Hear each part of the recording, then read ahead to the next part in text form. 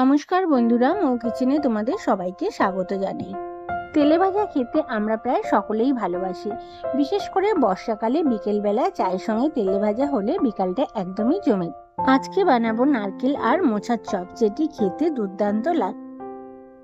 এই চপটি বানানোর জন্য প্রথমে আমি মোচাটাকে কুচি কুচি করে কেটে নুন আর হলুদ দিয়ে ভালো করে সেদ্ধ করে নিয়েছি। এবার একটা মিক্সার জারে সেদ্ধ মোচাগুলো নিয়ে নিচ্ছি আর দিয়ে দিচ্ছি কয়েক টুকরো নারকেল। এখানে আমি দিয়ে দিচ্ছি হাফ ইঞ্চির মতন আদা আর ঝালের জন্য দিয়ে দিচ্ছি 4টে কাঁচা লঙ্কা।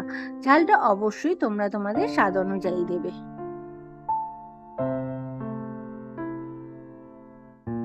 এবার মিক্সার জারের ঢাকনাটা আটকে দিয়ে আমি একটা পেস্ট বানিয়ে নেব। দেখো, নারকেল আর মোচার পেস্টটা আমার রেডি হয়ে গেছে। এবার একটা বাটির মধ্যে চামচের সাহায্যে আমি নিয়ে নিচ্ছি এবং তাতে দিয়ে দিচ্ছি 3 চামচ কর্নফ্লাওয়ার আর দিয়ে দেবো 3 চামচ বেসন। এবার আমি এখানে কিছু গুঁড়ো মশলা অ্যাড করব আর এই গুঁড়ো মশলাগুলোর মধ্যে রয়েছে 1 চামচ হলুদ গুঁড়ো, 1 চামচ লঙ্কার গুঁড়ো, 1 চামচ জিরের গুঁড়ো আর 1 চামচ ধনে গুঁড়ো। এবার দিয়ে দিচ্ছি স্বাদ মতন লবণ আর দিয়ে দেবো সামান্য চিনি।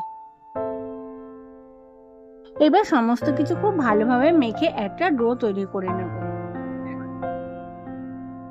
এটি মাখার সময় কিন্তু কোনো জলের প্রয়োজন হয় না। দেখো, সমস্ত কিছু আমার বেশ ভালোভাবে মাখা হয়ে গেছে। এবার নিয়ে নিচ্ছি একটা ছোট বাটি আর ওই বাটির মধ্যে আমি দিয়ে দিচ্ছি 2 চামচ ময়দা। এবার ময়দাটা প্রয়োজন মতন জল দিয়ে গুলে আমি এক সাইড করে রেখে দেব। তারপর মোচা আর নারকেলের চপটা বানানোর জন্য প্রথমে হাতের মধ্যে আমি সামান্য সর্ষের তেল মাখিয়ে নিচ্ছি। এবারে ওই মিশ্রণ থেকে আমি অল্প একটু মিশ্রণ নিয়ে হাতের সাহায্যে চপের শেপ দিয়ে নেব। আমি এখানে লম্বা লম্বা করে চপের শেপ দিয়ে নিচ্ছি। তোমরা চাইলে গোল অথবা চ্যাপ্টা ভাবেও চপগুলো বানিয়ে নিতে পারো।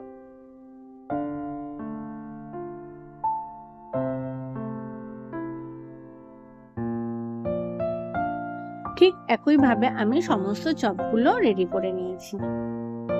এবার আগের থেকে যেই ময়দাটা আমি গুলে রেখেছিলাম সেই ময়দার মধ্যে চামচের সাহায্যে এক একটা করে চপ দিয়ে ভালো করে এপিট ওপিট করে ময়দাটা লাগিয়ে নেব। তারপরে আমি একটা প্লেটে নিয়ে নিয়েছি বিস্কিট গুঁড়ো।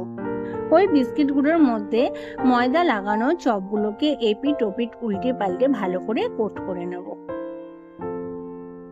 ঠিক একইভাবে সমস্ত চপগুলো আমি রেডি করে নিচ্ছি। আর এই চপগুলো খেতে কিন্তু সত্যি ভীষণই ভালো লাগে। তোমরা অবশ্যই বাড়িতে ট্রাই করো।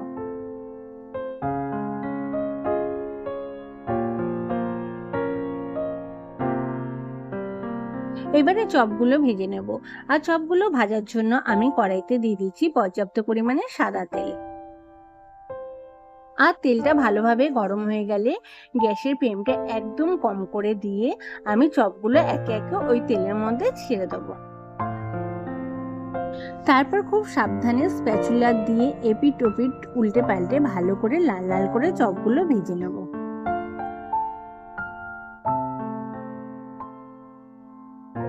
চপগুলো আমার খুব ভালোভাবে ভাজা হয়ে গেছে।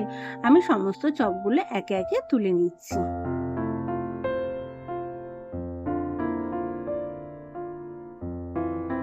এবার ওই তেলেই বাকি চপগুলো দিয়ে ভালোভাবে ভেজে নেব। আর তারই সঙ্গে জানাই আমার চ্যানেলের পুরনো বন্ধুদের অসংখ্য ধন্যবাদ। আর যারা আমার চ্যানেলের নতুন বন্ধু, তোমাদের যদি আমার এই রেসিপিটা ভালো লাগে তাহলে অবশ্যই আমার চ্যানেলটাকে সাবস্ক্রাইব করে আমার পাশে থাকার অনুরোধ রইল।